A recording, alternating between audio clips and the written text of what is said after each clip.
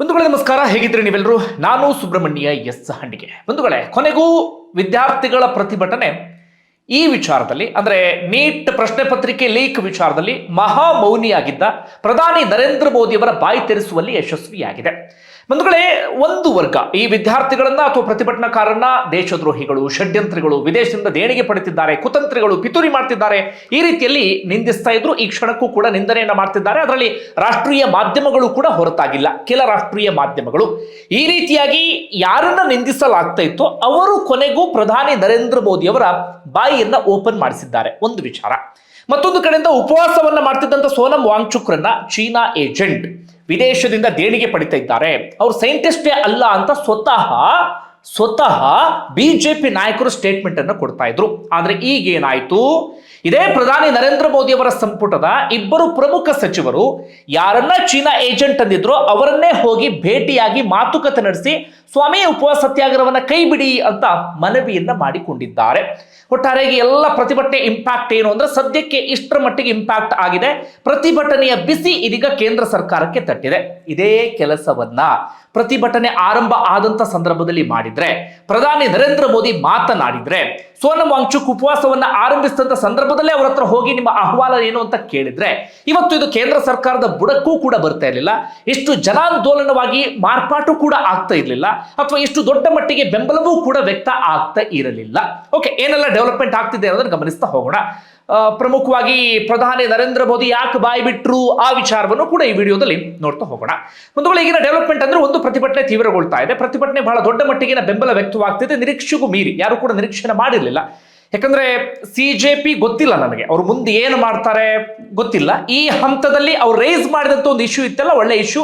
ಆ ಕಾರಣಕ್ಕಾಗಿ ಆ ಇಶ್ಯೂ ವಿಚಾರದಲ್ಲಿ ಇಡೀ ದೇಶ ಇವತ್ತು ಒಗ್ಗಟ್ಟು ಆಗ್ತಾ ಇದೆ. ಅದರಲ್ಲೂ ಕೂಡ ಸಚಿನ್ ತೆಂಡೂಲ್ಕರ್ ಆದಿಯಾಗಿ ಸಿನಿಮಾ ಇಂಡಸ್ಟ್ರಿಯಿಂದ ಸಾಕಷ್ಟು ಸೆಲೆಬ್ರಿಟಿಗಳು, ಬೇರೆ ಬೇರೆ ಕ್ಷೇತ್ರದಿಂದ ಸಾಕಷ್ಟು ಪ್ರಮುಖರು ಕೂಡ ಧೈರ್ಯವಾಗಿ ಮಾತನಾಡೋಕೆ ಶುರು ಮಾಡ್ಕೊಂಡಿದ್ದಾರೆ. ಇಲ್ಲಿವರೆಗೆ ಆ ಧೈರ್ಯವನ್ನು ತೋರಿಸ್ತಾ ಇರಲಿಲ್ಲ. ಎಲ್ಲಿ ದೇಶದ್ರೋಹಿಗಳು ಅಂತ ಅನ್ಸ್ಕೊಂಡ್ ಬಿಡ್ತೀವೋ ಎನ್ನುವಂತ ಆತಂಕ ಅವರಿಗಿತ್ತು. ಆದ್ರೆ ಈಗ ಯಾಕೋ ಏನೋ ಅವ್ರಿಗೆ ಸ್ವಲ್ಪ ಮಟ್ಟಿಗೆ ಧೈರ್ಯ ಬಂದಂಗೆ ಅನಿಸ್ತಾ ಇದೆ. ಅವರೆಲ್ಲರೂ ಕೂಡ ಮಾತಾಡೋದಕ್ಕೆ ಶುರು ಮಾಡ್ಕೊಂಡಿದ್ದಾರೆ. ಹೀಗಾಗಿ ಈ ಪ್ರತಿಭಟನೆಗೆ ಅಥವಾ ಈ ಹೋರಾಟಕ್ಕೆ ಇಡೀ ದೇಶಾದ್ಯಂತ ದೊಡ್ಡ ಮಟ್ಟಿಗಿನ ಬೆಂಬಲ ವ್ಯಕ್ತವಾಗ್ತಾ ಇದೆ. ಇದು ಒಂದು ಕಡೆಯಿಂದ. ಏನು ಪ್ರಧಾನಿ ನರೇಂದ್ರ ಮೋದಿ ಅವರ ವಿಚಾರಕ್ಕೆ ಬರೋದಾದ್ರೆ, ಇಲ್ಲಿಯವರೆಗೆ ಒಂದು ಸಣ್ಣ ಪ್ರತಿಕ್ರಿಯೆಯನ್ನು ಕೂಡ ಕೊಟ್ಟಿರಲಿಲ್ಲ. ಪ್ರಪ್ರಥಮ ಬಾರಿಗೆ ಎನ್ಡಿಎ ಸಂಸದೀಯ ಮಂಡಳಿಯಲ್ಲಿ ಮಾತನಾಡಿದ್ರು ಸಭೆಯಲ್ಲಿ, ಅದು ಸಾಕಾಗಿರ್ಲಿಲ್ಲ. ಅದಾದ ಬಳಿಕ ಟ್ವೀಟ್ ಮಾಡಿದ್ರು. ಆಗ್ಲೂ ಒತ್ತಾಯ ಕೇಳಿ ಬಂದಿದ್ದು ಏನಪ್ಪಾ ಅಂದ್ರೆ, ನಾನು ಪದೇ ಪದೇ ವಿಡಿಯೋದಲ್ಲಿ ಹೇಳ್ತಾ ಇದ್ದಿದ್ದು, ಅಟ್ಲೀಸ್ಟ್ ಸೋಷಿಯಲ್ ಮೀಡಿಯಾ ಮೂಲಕ ಅಥವಾ ಯಾವುದೋ ಮಾಧ್ಯಮಗಳ ಮೂಲಕ ಎಲ್ಲ ಒಂದು ಹೇಳಿಕೆಯನ್ನು ಕೊಡಿ ಎನ್ನುವ ರೀತಿಯಲ್ಲಿ ಕೊನೆಗೂ ಪ್ರಧಾನಿ ನರೇಂದ್ರ ಮೋದಿ ಹೇಳಿಕೆಯನ್ನು ಕೊಟ್ಟಿದ್ದಾರೆ. ನಿನ್ನೆ ರಾತ್ರಿ 11:55ಕ್ಕೆ ಅವರ ಸೋಷಿಯಲ್ ಮೀಡಿಯಾದಲ್ಲಿ ಒಂದು ವಿಡಿಯೋ ಅಪ್ಲೋಡ್ ಆಗುತ್ತೆ. ಅದು ಸೆಲ್ಫಿ ವಿಡಿಯೋ. ಅದರಲ್ಲಿ ಸಾಕಷ್ಟು ವಿಚಾರವನ್ನು ಅವ್ರು ಹೇಳ್ತಾ ಹೋಗಿದ್ದಾರೆ. ನೀಟ್ ಪ್ರಶ್ನೆ ಪತ್ರಿಕೆ ಸೋರಿಕೆ ನಮಗೂ ನೋವಾಗಿದೆ, ಪೋಷಕರಿಗೂ ನೋವಾಗಿದೆ, ವಿದ್ಯಾರ್ಥಿಗಳಿಗೆ ನೋವಾಗಿದೆ ಅನ್ನೋದು ನನಗೆ ಅರ್ಥ ಆಗುತ್ತೆ ಎನ್ನುವ ರೀತಿಯಲ್ಲಿ. ಅದಾದ ಬಳಿಕ ಈಗ ಒಂದು ಭರವಸೆಯನ್ನ ಕೊಟ್ಟಿದ್ದಾರೆ. ಏನಂತ? ಮುಂದಿನ ದಿನಗಳಲ್ಲಿ ಪ್ರಶ್ನೆ ಪತ್ರಿಕೆ ಸೋರಿಕೆ ಆಗದ ರೀತಿಯಲ್ಲಿ ಕಠಿಣವಾದಂತ ಕ್ರಮವನ್ನ ತೆಗೆದುಕೊಳ್ತೇವೆ. ಅದಕ್ಕೆ ಸಂಬಂಧಪಟ್ಟ ಹಾಗೆ ನಮ್ಮ ಅಧಿಕಾರಿಗಳು ಈಗಾಗಲೇ ಒಂದು ಕರಡು ಮಸೂದೆಯನ್ನ ರೆಡಿ ಮಾಡಿದ್ದಾರೆ. ಆ ಮಸೂದೆಯನ್ನ ಸಚಿವ ಸಂಪುಟ ಸಭೆಯಲ್ಲಿ, ಅಂದ್ರೆ ಇವತ್ತು ತುರ್ತು ಸಚಿವ ಸಂಪುಟ ಸಭೆಯನ್ನು ಕೂಡ ಕರೆಯಲಾಗಿದೆ. ಸಚಿವ ಸಂಪುಟ ಸಭೆ ನಡೀತಾ ಇದೆ. ಸಚಿವ ಸಂಪುಟ ಸಭೆಯಲ್ಲಿ ಆ ಕರಡು ಮಸೂದೆಯನ್ನ ಮಂಡಿಸಿ ಸಂಪುಟ ಸಭೆಯಲ್ಲಿ ಒಪ್ಪಿಗೆಯನ್ನ ಪಡೆದು ಸೋಮವಾರ ಅಧಿವೇಶನ ಹೇಗೂ ನಡೀತಾ ಇದೆಯಲ್ಲ, ಆ ಅಧಿವೇಶನದ ಸಂದರ್ಭದಲ್ಲಿ ಹೊಸ ಮಸೂದೆಯನ್ನ ಮಂಡನೆ ಮಾಡಿ ಒಪ್ಪಿಗೆ ಪಡೆಯುವಂತ ನಿರ್ಧಾರವನ್ನ ಮಾಡಿದ್ದೀವಿ ಅಂತ ಹೇಳಿ ಪ್ರಧಾನಿ ನರೇಂದ್ರ ಮೋದಿ ಘೋಷಣೆಯನ್ನ ಮಾಡಿದ್ರು. ಏನದು ಕರಡು ಮಸೂದೆ ಅಂತಂದ್ರೆ, ಮುಂದಿನ ದಿನಗಳಲ್ಲಿ ಪರೀಕ್ಷಾ ಅಕ್ರಮವನ್ನ ತಡೆಯುವ ನಿಟ್ಟಿನಲ್ಲಿ ಒಂದಷ್ಟು ವಿಚಾರಗಳು, ಪೇಪರ್ ಲೀಕ್ ಆಗದ ರೀತಿಯಲ್ಲಿ ಒಂದಷ್ಟು ವಿಚಾರಗಳು, ಜೊತೆಗೆ ಶಿಕ್ಷಣ ಕ್ಷೇತ್ರದ ರಿಫಾರ್ಮ್ಗೆ ಸಂಬಂಧಪಟ್ಟ ಒಂದಷ್ಟು ವಿಚಾರಗಳು, ಅದಕ್ಕೆ ಸಂಬಂಧಪಟ್ಟ ಹಾಗೆ ಒಂದು ಇದನ್ನ ಹೊಸ ಮಸೂದೆಯನ್ನ ಮಂಡನೆ ಮಾಡುವಂತ ನಿರ್ಧಾರ ಮಾಡಿದ್ದೀವಿ ಅಂತ ಪ್ರಧಾನಿ ನರೇಂದ್ರ ಮೋದಿ ಹೇಳಿದ್ದಾರೆ. ಅಂತಿಮವಾಗಿ ಇಂಥದ್ದೊಂದು ಘೋಷಣೆಯನ್ನು ಮಾಡಿದ್ದಾರೆ. ಜೊತೆಗೆ ಫಾಸ್ಟ್ ಟ್ರ್ಯಾಕ್ ಕೋರ್ಟಿನ ಘೋಷಣೆ ಈಗಾಗಲೇ ಮಾಡಲಾಗಿತ್ತಲ್ಲ, ಮುಂಬೈನಲ್ಲಿ 2, ಒಂದು ಕೋಲ್ಕತ್ತಾದಲ್ಲಿ, ಮತ್ತೊಂದು ದೆಹಲಿಯಲ್ಲಿ, ಹಾಗೆ ಇನ್ನೊಂದು ಯಾವುದೋ ನಗರದಲ್ಲಿ ಫಾಸ್ಟ್ ಟ್ರ್ಯಾಕ್ ಕೋರ್ಟಿನ ಪ್ಲಾನ್ ಮಾಡಿದ್ರು. ಅಂದ್ರೆ ಈಗ ಆರೋಪಿಗಳನ್ನು ಯಾರ್ಯಾರು ಬಂಧಿಸಿದ್ದಾರೆ ಅವರಿಗೆ ತ್ವರಿತಗತಿಯಲ್ಲಿ ಶಿಕ್ಷೆಯನ್ನು ಕೊಡಿಸುವಂತ ಉದ್ದೇಶದಿಂದ. ನನಗೆ ಈ ಫಾಸ್ಟ್ ಟ್ರ್ಯಾಕ್ ಕೋರ್ಟ್ ಅಂದಾಗಲೇ ಅಚ್ಚರಿ ಆಗೋದು, ಯಾಕೆ ನಮ್ಮ ಈ ವ್ಯವಸ್ಥೆ ಹಿಂಗಾಗಿದೆ ಅಂತ ಹೇಳಿ. ಫಾಸ್ಟ್ ಟ್ರ್ಯಾಕ್ ಕೋರ್ಟ್ನ ಅರ್ಥ ಏನು ಹೇಳಿ? ಇಲ್ಲಿ ವಿಚಾರಣೆ ತಡ ಆಗ್ತದೆ, ಈ ಕಾರಣಕ್ಕಾಗಿ ಇಲ್ಲಿ ವಿಚಾರಣೆಯನ್ನು ವೇಗವಾಗಿ ಮಾಡ್ತೀವಿ ಅಂತ ಹೇಳಿ. ಯಾಕೆ ಎಲ್ಲ ಪ್ರಕರಣಗಳಲ್ಲೂ ಇಷ್ಟು ವೇಗವಾಗಿ ವಿಚಾರಣೆ ನಡೆಸೋದಕ್ಕೆ ಸಾಧ್ಯ ಆಗಲ್ಲ? ಬಿಡಿ, ಅದನ್ನು ಮಾತಾಡ್ಸೋದು ಪ್ರತ್ಯೇಕವಾದಂಥ ವಿಚಾರ. ಒಟ್ಟಾರೆಯಾಗಿ ಫಾಸ್ಟ್ ಟ್ರ್ಯಾಕ್ ಕೋರ್ಟ್ ಅದಕ್ಕೆ ಸಂಬಂಧಪಟ್ಟಾಗಿಯೂ ಕೂಡ ಸಂಪುಟ ಸಭೆಯಲ್ಲಿ ಒಂದು ಕರಡನ್ನ ರೆಡಿ ಮಾಡಿ ಅದು ಒಪ್ಪಿಗೆಯನ್ನು ಪಡ್ಕೊಳ್ಬೇಕಾಗತ್ತೆ. ಆ ಪ್ರಕ್ರಿಯೆ ಎಲ್ಲವೂ ಕೂಡ ನಡೆಯುತ್ತೆ. ಇಷ್ಟಕ್ಕೆ ಹಾಗಾದ್ರೆ ವಿದ್ಯಾರ್ಥಿಗಳು ಸುಮ್ಮನೆ ಆಗ್ತಾರ? ಇಲ್ಲ. ವಿದ್ಯಾರ್ಥಿಗಳ ಬೇಡಿಕೆ ಏನು? ಈ ಕ್ಷಣಕ್ಕೂ ವಿದ್ಯಾರ್ಥಿಗಳು ಹೇಳ್ತಾ ಇರೋದು ಏನು?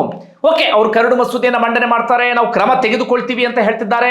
ಈಗಾಗಲೇ ಆಗಿ ಹೋಗಿದ್ದಕ್ಕೆ ಸಂಬಂಧಪಟ್ಟಾಗ ಅದನ್ನು ಸರಿಪಡಿಸ್ತೀವಿ ಎನ್ನುವಂತ ಮಾತನ್ನು ಹೇಳ್ತಿದ್ದಾರೆ. ನಮಗೆ ಅದಲ್ಲ, ನಮಗೆ ಇದಕ್ಕೊಂದು ಅಕೌಂಟಬಿಲಿಟಿ ಬೇಕು. ಧರ್ಮೇಂದ್ರ ಪ್ರಧಾನ್ ರಾಜೀನಾಮೆ ಕೊಡಬೇಕು.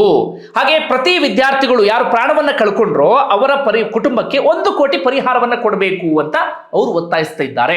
ಆದ್ರೆ ಅದಕ್ಕೆ ಸಂಬಂಧಪಟ್ಟ ಹಾಗೆ ಪ್ರಧಾನಿ ನರೇಂದ್ರ ಮೋದಿ ಏನು ಕೂಡ ಹೇಳ್ತಾ ಇಲ್ಲ.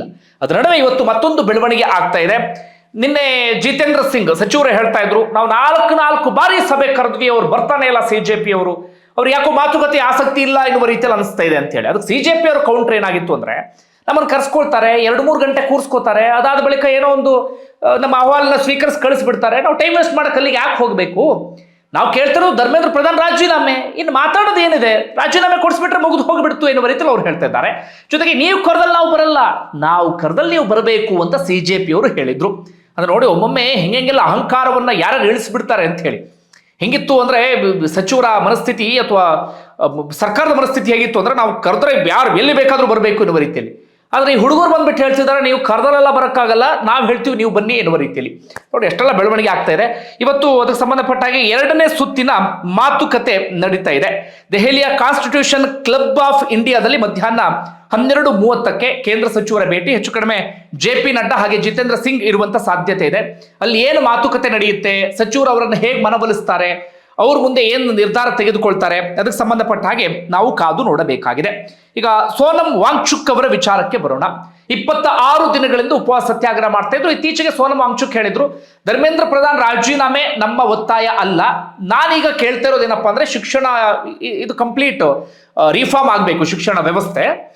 ಜೊತೆಗೆ ಈ ವಿದ್ಯಾರ್ಥಿಗಳು ಯಾರು ಪ್ರತಿಭಟನೆ ಮಾಡಿದ್ರು, ಅವ್ರ ಮೇಲೆ ಹಿಂಸಾಚಾರ ಎಲ್ಲವೂ ಕೂಡ ಆಯಿತು. ಜೊತೆಗೆ ಅವ್ರ ಮೇಲೆ ಪ್ರಕರಣಗಳನ್ನು ಕೂಡ ದಾಖಲಿಸಿಕೊಳ್ಳಲಾಗಿತ್ತು, ಅದನ್ನ ಕೈ ಬಿಡಬೇಕು. ವಿದ್ಯಾರ್ಥಿಗಳ ಮೇಲೆ ಯಾವುದೇ ಕಾರಣಕ್ಕೂ ದೌರ್ಜನ್ಯ ನಡೀಬಾರದು, ಅಂಥದ್ದೊಂದು ಭರವಸೆ ಬೇಕು ಅಂತ ಕೇಳ್ತಾ ಇದ್ರು. ಅಂತಿಮವಾಗಿ ಈಗ JP ನಡ್ಡಾ ಮತ್ತೆ ಜಿತೇಂದ್ರ ಸಿಂಗ್ ಸೋನಂ ವಾಂಗ್ಚುಕ್ರನ್ನ ಆಸ್ಪತ್ರೆಗೆ ಹೋಗಿ ಭೇಟಿಯಾಗಿದ್ದಾರೆ. ಒಂದಷ್ಟು ಭರವಸೆಯನ್ನ ಕೊಟ್ಟು ಬಂದಿದ್ದಾರೆ. ಏನು ಹೀಗೀಗೆ ಮಾಡ್ತೀವಿ ಅಂದ್ರೆ, ನೀಟ್ ವಿಚಾರಕ್ಕೆ ಸಂಬಂಧಪಟ್ಟ ಹಾಗೆ ಸಂಸತ್ತಲ್ಲಿ ಚರ್ಚೆ ಆಗುತ್ತೆ, ಪ್ರಶ್ನೆ ಪತ್ರಿಕೆ ಸೋರಿಕೆ ವಿಚಾರ. ಓವರ್ ಆಲ್ ಶಿಕ್ಷಣ ಇಲಾಖೆಯನ್ನು ನಾವು ರಿಫಾರ್ಮ್ ಮಾಡುವಂತ ಕೆಲಸವನ್ನ ಮಾಡ್ತೀವಿ ಆ ಕ್ಷೇತ್ರವನ್ನ. ಜೊತೆಗೆ ವಿದ್ಯಾರ್ಥಿಗಳು ಸಂಸತ್ ಭವನದ ಮುತ್ತಿಗೆ ಸಂದರ್ಭದಲ್ಲಿ ಪ್ರಕರಣ ದಾಖಲಾಗಿತ್ತಲ್ಲ, ಅದೆಲ್ಲವನ್ನು ಕೂಡ ಕೈ ಬಿಡುವ ಕುರಿತಾಗಿ ಸಕಾರಾತ್ಮಕವಾಗಿ ಯೋಚನೆಯನ್ನು ಮಾಡ್ತೀವಿ ಎನ್ನುವ ರೀತಿಯಲ್ಲಿ ಭರವಸೆಯನ್ನು ಕೊಟ್ಟಿದ್ದಾರೆ. ಜೊತೆಗೆ ವಿದ್ಯಾರ್ಥಿಗಳ ಕುಟುಂಬಸ್ಥರಿಗೆ, ಸಾವನ್ನಪ್ಪಿದ ವಿದ್ಯಾರ್ಥಿಗಳ ಕುಟುಂಬಸ್ಥರಿಗೆ ಪರಿಹಾರ, ಅದ್ರ ಬಗ್ಗೆಯೂ ಕೂಡ ನಾವು ಗಂಭೀರವಾಗಿ ಯೋಚನೆಯನ್ನು ಮಾಡ್ತೀವಿ ಅಂತ ಭರವಸೆಯನ್ನು ಕೊಟ್ಟಂತ ಕಾರಣಕ್ಕಾಗಿ ಸೋನಂ ವಾಂಗ್ಚುಕ್ ಉಪವಾಸ ಸತ್ಯಾಗ್ರಹವನ್ನು ಬಿಟ್ಟಿದ್ದಾರೆ. ಅವರಿಗೆ ಸೂಪ್ ಅನ್ನ ಕೊಡಿಸಿ ಉಪವಾಸವನ್ನ ನಿಲ್ಲಿಸಲಾಗಿದೆ. ಇದು ಸೋನಂ ವಾಂಗ್ಚುಕ್ರಿಗೆ ಸಂಬಂಧಪಟ್ಟಂತ ಬೆಳವಣಿಗೆ. ಇಂದು ಕಡೆಯಿಂದ ಪ್ರಧಾನಿ ನರೇಂದ್ರ ಮೋದಿ ಕೂಡ ಟ್ವೀಟ್ ಮಾಡಿ ಹರ್ಷ ವ್ಯಕ್ತಪಡಿಸಿದ್ದಾರೆ ಸೋನಂ ವಾಂಗ್ಚುಕ್ ಅವರ ವಿಚಾರದಲ್ಲಿ. ಡಾಕ್ಟರ್ ಏನ್ ಹೇಳ್ತಾರೆ ಅದನ್ನು ಮಾಡಿ ಎನ್ನುವ ರೀತಿಯಲ್ಲಿ ಪ್ರಧಾನಿ ನರೇಂದ್ರ ಮೋದಿ ಕೂಡ ಇದೀಗ ಹೇಳಿದ್ದಾರೆ. ಇದು ಒಂದು ವಿಚಾರ. ಇನ್ನೊಂದು ಏನಪ್ಪಾ ಅಂದ್ರೆ, ಈಗ ಶಿಕ್ಷಣ ಇಲಾಖೆಯಲ್ಲಿ ರಿಫಾರ್ಮ್ ಮಾಡ್ತೀವಿ ಅಂತ ಹೊರಟಿದೆಯಲ್ಲ ಕೇಂದ್ರ ಸರ್ಕಾರ, ಮೊದಲ ಹೆಜ್ಜೆಯಾಗಿ ಶಿಕ್ಷಣ ಇಲಾಖೆ ಕಾರ್ಯದರ್ಶಿಯನ್ನ ವರ್ಗಾವಣೆ ಮಾಡಲಾಗಿದೆ. ವಿನೀತ್ ಜೋಶಿ ಅಂತ ಹೇಳಿ ಅವ್ರ ಜಾಗಕ್ಕೆ ಬೇರೊಬ್ಬರನ್ನ ತರಲಾಗಿದೆ. ಅಂದ್ರೆ ಮುಂಚೆನೆ ಕೆಲಸ ಮಾಡಬಹುದಾಗಿತ್ತು, ಆದ್ರೆ ತುಂಬಾ ತಡವಾಗಿ ಎಲ್ಲವೂ ಕೂಡ ಆಗ್ತಾ ಇದೆ. ಅಂದ್ರೆ ಇದರ ಅರ್ಥ ಏನು ಅಂದ್ರೆ, ಹೌದು ಶಿಕ್ಷಣ ಕ್ಷೇತ್ರದಲ್ಲಿ ಒಂದಷ್ಟು ಎಡವಟ್ಟು ಆಗ್ತಾ ಇತ್ತು, ಒಂದಷ್ಟು ಲೋಪ ಇತ್ತು, ಸರಿಯಾದ ಪಾರದರ್ಶಕತೆ ಇರಲಿಲ್ಲ ಅಂತಾನೆ ಅರ್ಥ. ಓಕೆ, ಇಷ್ಟೆಲ್ಲ ಆಯ್ತಾ? ಈಗ ಹಾಗಾದ್ರೆ ಯಾಕೆ ಪ್ರಧಾನಿ ನರೇಂದ್ರ ಮೋದಿ ಕೊನೆಗೂ ಬಾಯಿ ಬಿಟ್ಟರು, ಕೊನೆಗೂ ಮಾತನಾಡಿದರು ಅಂತ ನಾವಿಲ್ಲಿ ಗಮನಿಸ್ತಾ ಹೋಗೋದಾದ್ರೆ, ಬಂಧುಗಳೇ, ಯಾರೇ ಆಡಳಿತಕ್ಕೆ ಬರಲಿ, ಅದು ನಾನು ಈಗಿನ BJP ಅಂತ ಹೇಳ್ತಲ್ಲ, ಹಿಂದೆ ಕಾಂಗ್ರೆಸ್ ಇದ್ದಂತ ಸಂದರ್ಭದಲ್ಲೂ ಕೂಡ ಸುದೀರ್ಘ ಅವಧಿ ಅಧಿಕಾರ ಸಿಕ್ಕಂತ ಸಂದರ್ಭದಲ್ಲಿ ಅವರಲ್ಲಿ ಒಂದು ದರ್ಪ, ದಾಷ್ಟ್ರ್ಯ, ಆ ದೌಲತ್ತೆಲ್ಲವೂ ಕೂಡ ಬೆಳೆಯೋದಕ್ಕೆ ಶುರುವಾಗ್ಬಿಡುತ್ತೆ. ಅಂದ್ರೆ ಒಂದು ಮನಸ್ಥಿತಿಗೆ ಬಂದ್ಬಿಡ್ತಾರೆ, ಸದಾ ಕಾಲ ನಾವೇ ಅಧಿಕಾರದಲ್ಲಿ ಇರ್ತೀವಿ, ನಮ್ಮನ್ನು ಯಾರು ಏನು ಮಾಡ್ಕೊಳ್ಳೋಕೆ ಸಾಧ್ಯ ಆಗೋದಿಲ್ಲ ಅಂತ ಹೇಳಿ. ಹೀಗಾಗಿ ಆಗಾಗ ಪ್ರತಿರೋಧ ಎದುರಾದಾಗ ಅಥವಾ ಇನ್ನೊಂದೇನಾದ್ರೂ ಆಕ್ರೋಶ ವ್ಯಕ್ತವಾದ ಸಂದರ್ಭದಲ್ಲಿ ಅದನ್ನ ನೀಟಾಗಿ ಟ್ಯಾಕಲ್ ಮಾಡುವಂತ ಒಂದಷ್ಟು ತಂತ್ರವನ್ನ ಅನುಸರಿಸಿಕೊಂಡು ಬಂದಿರ್ತಾರೆ. BJP ಕೂಡ ಹಾಗೆ ಮಾಡ್ತಾ ಇತ್ತು. ಯಾರ ಮಾತನ್ನು ಕೂಡ ಕೇಳ್ತಾ ಇರಲಿಲ್ಲ, ಯಾರ ಅಹವಾಲಿಗೂ ಕೂಡ ತಲೆಬಾಗ್ತಾ ಇರಲಿಲ್ಲ. ಯಾರು ಏನು ಬೇಕಾದ್ರೂ ಮಾಡ್ಕೊಂಡು ಹೋಗಿ ನಾವು ನಡೆದಿದ್ದೇ ಇದು ಅನ್ನೋ ರೀತಿಯಲ್ಲಿ ಇವರು ಮುನ್ನುಗ್ತಾ ಇದ್ರು. ಹಿಂದೆ ಕೃಷಿ ಕಾಯ್ದೆ ವಿಚಾರಕ್ಕೆ ಸಂಬಂಧಪಟ್ಟ ಹಾಗೆ ಪ್ರತಿಭಟನೆ ಆದಾಗ, ಈ ಕುಸ್ತಿಪಟುಗಳ ಪ್ರತಿಭಟನೆ ಆದಂಥ ಸಂದರ್ಭದಲ್ಲಿ, ಅಥವಾ ಅಗ್ನಿಪಥ್ ಯೋಜನೆ ವಿಚಾರದಲ್ಲಿ, ನೋಟ್ ಬ್ಯಾನ್ ವಿಚಾರದಲ್ಲಿ ಯಾವುದೇ ಪ್ರತಿಭಟನೆ ಆದ್ರೂ ಕೂಡ ಇವರು ಕೇಳ್ತಾ ಇರಲಿಲ್ಲ, ತಲೆ ಕೆಡಿಸ್ಕೊಳ್ತಾ ಇರಲಿಲ್ಲ. ಯಾವಾಗಲೂ ಕೂಡ ಒಂದೇ ತಂತ್ರವನ್ನು ಅನುಸರಿಸ್ತಾ ಇದ್ರು. ಅವ್ರು ದೇಶದ್ರೋಹಿಗಳು, ಷಡ್ಯಂತ್ರ ಮಾಡಿದ್ದಾರೆ, ವಿದೇಶದಿಂದ ದೇಣಿಗೆ ಪಡೆದಿದ್ದಾರೆ, ಕುತಂತ್ರ ಮಾಡ್ತಿದ್ದಾರೆ, ಇದು ಆ ಟೂಲ್ ಕಿಟ್ಟು ಈ ಟೂಲ್ ಕಿಟ್ಟು ಅಂತ ಹೇಳಿ. ಬಹುತೇಕ ಸಂದರ್ಭದಲ್ಲಿ ಅದು ಬಿಜೆಪಿಗೆ ಯಶಸ್ಸನ್ನ ಕೂಡ ತಂದು ಕೊಟ್ಟಿತ್ತು. ಆದ್ರೆ ಈ ವಿಚಾರದಲ್ಲಿ ಹಂಗ ಆಗಲಿಲ್ಲ. ಬಿಜೆಪಿ ನಾಯಕರು ನಿರೀಕ್ಷೆ ಮಾಡಿದ್ದೆಲ್ಲವೂ ಕೂಡ ಉಲ್ಟಾ ಪಲ್ಟಾ ಆಗಿ ಹೋಗಿಬಿಡ್ತು. ಇಲ್ಲೂ ಕೂಡ ಅದೇ ತಂತ್ರವನ್ನು ಅನುಸರಿಸಿದ್ರು. ಏನು, ಅವ್ರ ದೇಶದ್ರೋಹಿಗಳು ಅಂತ ಕರೆದ್ರು. ಸೋನಂ ವಾಂಗ್ಚುಕ್ರನ್ನ ಚೀನಾ ಏಜೆಂಟ್ ಅಂತ ಹೇಳಿ ಕರೆದ್ರು. ವರ್ಕೌಟ್ ಆಗಲಿಲ್ಲ. ಸಂಸತ್ ಭವನ ಮುತ್ತಿಗೆ ಅಂದಾಗ ಅಶುರುವಾಯಿ ಪ್ರಯೋಗ, ಲಾಠಿ ಚಾರ್ಜ್ ಆಯಿತು, ವರ್ಕೌಟ್ ಆಗಲಿಲ್ಲ. ಅದಾದ ಬಳಿಕ ವಿದ್ಯಾರ್ಥಿಗಳೇ ಹಿಂಸಾಚಾರ ಮಾಡ್ತಿದ್ದಾರೆ, ಇವರು ಅಜೆಂಡಾ ಬೇರೆ ಇದೆ ಅಂತ ಬಿಂಬಿಸಿದ್ರು, ವರ್ಕೌಟ್ ಆಗಲಿಲ್ಲ. ಸಿಜೆಪಿ ಅವ್ರು ಹಂಗೆ ಹಿಂಗೆ ಅವರು ವಿದೇಶದಿಂದ ದೇಣಿಗೆ ಪಡ್ತಿದ್ದಾರೆ ಅಂದ್ರೆ ವರ್ಕೌಟ್ ಆಗಲಿಲ್ಲ. ನೋಡ್ತಾ ನೋಡ್ತಾ ನೋಡ್ತಾ ಇದ್ದ ಹಾಗೆ ವಿದ್ಯಾರ್ಥಿಗಳ ಸಂಖ್ಯೆ ಜಾಸ್ತಿ ಆಗೋದಕ್ಕೆ ಶುರುವಾಯಿತು. 17 ಮೆಟ್ರೋ ಸ್ಟೇಷನ್ ಬಂದ್ ಮಾಡಿದ್ರು, ಇಂಟರ್ನೆಟ್ ಬಂದ್ ಮಾಡಿದ್ರು, ಪ್ರತಿಭಟನೆ ಬೆಂಬಲ ಜಾಸ್ತಿ ಆಗೋದಕ್ಕೆ ಶುರುವಾಯಿತು. ಸೋಷಿಯಲ್ ಮೀಡಿಯಾದಲ್ಲಿ ಅವ್ರ ಪರವಾಗಿ ಧ್ವನಿ ಶುರುವಾಗ್ಬಿಡ್ತು. ಸೆಲೆಬ್ರಿಟಿಗಳು ನಿಧಾನಕ್ಕೆ ಮಾತಾಡೋದಕ್ಕೆ ಶುರು ಮಾಡ್ಕೊಂಡ್ಬಿಟ್ರು. ಆಗ ಅನ್ಸೋಕ್ ಶುರುವಾಗ್ಬಿಡ್ತು ಕೇಂದ್ರ ಸರ್ಕಾರಕ್ಕೆ, ಅಯ್ಯೋ ನಾವು ಅಂದ್ಕೊಂಡ ರೀತಿಯಲ್ಲಿಲ್ಲ, ಈ ಜನ್ಸಿ ಬೇರೆ ರೀತಿಯಲ್ಲಿಯೇ ಇದೆ, ಸ್ವಲ್ಪ ಎಡವಟ್ಟಾಗ್ಬಿಟ್ರು ಕೂಡ ಮುಂದಿನ ಚುನಾವಣೆಯಲ್ಲಿ ನಾವು ಪೆಟ್ಟು ಬಿದ್ದು ಬಿಡುತ್ತೆ. ಯಾಕಂದ್ರೆ ಹಿಂದೆ ಇದೇ ಮೋದಿಯ ಬೆಂಬಲಕ್ಕೆ ನಿಂತಂತವರು ಅಥವಾ ಕೇಂದ್ರ ಸರ್ಕಾರದ ಬೆಂಬಲಕ್ಕೆ ನಿಂತಂತವ್ರು ಯಾರು ಅಂದ್ರೆ ಇದೇ ಜನ್ಸಿಗಳು. ಅಂದ್ರೆ ಆಗ ಯಾರು ಜನ್ಸಿ ಅಂತ ಕರೆಸ್ಕೊಳ್ತಾ ಇದ್ರು, ಯುವ ಜನತೆ ಅವರೇ. ಹಾಗನ್ಸೋಕ್ ಶುರುವಾಯಿತು, ನಾವೀಗೇನಾದ್ರೂ ಎಚ್ಚೆತ್ತುಕೊಂಡಿಲ್ಲ ಅಂದ್ರೆ ಮುಂದೆ ಸರಿಯಾದ ರೀತಿಯಲ್ಲಿ ಪೆಟ್ಟು ತಿನ್ನೋದು ಗ್ಯಾರಂಟಿ. ನಮ್ಮ ಯಾವುದೇ ತಂತ್ರಗಳು ಕೂಡ ಇಲ್ಲಿ ವರ್ಕೌಟ್ ಆಗ್ತಾ ಇಲ್ಲ. ಹೀಗಾಗಿ ನಮ್ಮ ಹಮ್ಮು ಬಿಮ್ಮು ಪ್ರತಿಷ್ಠೆ ಎಲ್ಲವನ್ನೂ ಕೂಡ ಬಿಟ್ಟು ನಾವು ತಲೆ ಬಾಗ್ಲೇಬೇಕು ಅಂತೇಳಿ, ಹೀಗಾಗಿ ಇಲ್ಲಿಯವರೆಗೂ ಕೂಡ ಮಾತನಾಡಲ್ಲ ಅಂತ ಹಠಕ್ಕೆ ಬಿದ್ದಂತ ಪ್ರಧಾನಿ ನರೇಂದ್ರ ಮೋದಿ ಕೊನೆಗೂ ಮಾತನಾಡುವಲ್ಲಿ ಯಶಸ್ವಿಯಾದರು, ಮಾತನಾಡಿಸುವಲ್ಲಿ ಇವರು ಯಶಸ್ವಿಯಾದರು. ಸೋನಂ ವಾಂಗ್ಚುಕ್ ಅಷ್ಟು ದಿನ ಉಪವಾಸ ಮಾಡಿದ್ರು, ಯಾವ ಪ್ರತಿನಿಧಿನೂ ಹೋಗಿರಲಿಲ್ಲ. ಕೊನೆಗೂ ಕೇಂದ್ರದ ಸಚಿವರು ಸೋನಂ ವಾಂಗ್ಚುಕ್ ಬಳಿಯೇ ಹೋಗಿಬಿಟ್ಟರು. ನೋಡಿ ಎಂತೆಂಥ ಬೆಳವಣಿಗೆ ಆಗ್ತಿದೆ ಎನ್ನುವಂಥ ರೀತಿಯಲ್ಲಿ ಇದೊಂದು ವಿಚಾರವ. ಅದೇ ರೀತಿಯಾಗಿ ಈಗ ಧರ್ಮೇಂದ್ರ ಪ್ರಧಾನ್ ರಾಜೀನಾಮೆ, ಇದನ್ನು ಎಲ್ಲಿವರೆಗೆ ನರೇಂದ್ರ ಮೋದಿ ಹಾಗೆ ಬಿಜೆಪಿ ಡ್ರ್ಯಾಗ್ ಮಾಡ್ಕೊಂಡು ಹೋಗುತ್ತೋ ಅಲ್ಲಿಯವರೆಗೂ ಇದು ಪೆಟ್ಟು ಬೀಳ್ತಾನೆ ಇರುತ್ತೆ. ಯಾಕೆ ಈ ವಿಚಾರದಲ್ಲಿ ಅಷ್ಟು ಪ್ರತಿಷ್ಠೆಗೆ ಬಿದ್ದಿದ್ದಾರೋ ಅರ್ಥ ಆಗ್ತಿಲ್ಲ. ಧರ್ಮೇಂದ್ರ ಪ್ರಧಾನ್ ಅವರ ಆತ್ಮೀಯರು ಹೌದು, ಒಡಿಶಾದಲ್ಲಿ ಕೆಲಸ ಮಾಡಿದ್ದಾರೆ, ಬಿಹಾರದಲ್ಲಿ ಒಳ್ಳೆ ಕೆಲಸ ಮಾಡಿದ್ದಾರೆ, ಯುಪಿಯಲ್ಲಿ ಬಿಜೆಪಿಗೋಸ್ಕರ ಒಳ್ಳೆ ಕೆಲಸ ಮಾಡಿದ್ದಾರೆ, ಜನರಿಗೋಸ್ಕರ ಅಲ್ಲ ಬಿಜೆಪಿಗೋಸ್ಕರ ಒಳ್ಳೆ ಕೆಲಸ ಮಾಡಿದ್ದಾರೆ. ರಾಷ್ಟ್ರೀಯ ಶಿಕ್ಷಣ ನೀತಿಯ ಜವಾಬ್ದಾರಿಯನ್ನು ಅವರೇ ತೆಗೆದುಕೊಂಡಿದ್ದಾರೆ. NEP ಇದೆಯಲ್ಲ, ಬಿಜೆಪಿ ಮಹತ್ವಾಕಾಂಕ್ಷಿ ವಿಚಾರ, ಅದೆಲ್ಲವೂ ಕೂಡ ಹೌದು. ಆದರೆ ಇಷ್ಟೆಲ್ಲ ಒತ್ತಡ ಕೇಳಿ ಬಂದಂತ ಸಂದರ್ಭದಲ್ಲಿ ವಿದ್ಯಾರ್ಥಿಗಳು ಹೇಳ್ತಿರೋದೇನು, ಯಾರದ್ದೊಬ್ರು ನೈತಿಕ ಹೊಣೆಗಾರಿಕೆ ಬೇಕು, ನೈತಿಕ ಜವಾಬ್ದಾರಿ ಬೇಕು, ಅಕೌಂಟಬಿಲಿಟಿ ಬೇಕು ಅಂತ. ಧರ್ಮೇಂದ್ರ ಪ್ರಧಾನೇ ಪೇಪರ್ ಲೀಕ್ ಮಾಡಿಬಿಟ್ಟಿದ್ದಾರೆ ಅಂತ ಯಾರು ಹೇಳ್ತಾ ಇಲ್ಲ, ನೈತಿಕ ಹೊಣೆಯನ್ನು ಹೊತ್ಕೊಳ್ಬೇಕು ಅಂತ ಹೇಳಿ. ಇಷ್ಟೆಲ್ಲ ಒತ್ತಡ ಕೇಳಿ ಬಂದರೂ ಕೂಡ ಅದೊಂದು ವಿಚಾರದಲ್ಲಿ ಇವ್ರು ಯಾಕೋ ತುಟಿಕ್ ಪಿಟಿಕ್ ಅಂತ ಇಲ್ಲ. ನನ್ನ ಪ್ರಕಾರ ಇಷ್ಟು ಮಾಡಿಸಿರುವಂಥ ಈ ಪ್ರತಿಭಟನೆ ಅದನ್ನು ಮಾಡಿಸಬಹುದು ಅಂತ ಅನಿಸ್ತಿದೆ. ನಿಮ್ಗೆ ಅನಿಸುತ್ತೆ ಕಮೆಂಟ್ ಮಾಡಿ. ಧನ್ಯವಾದ.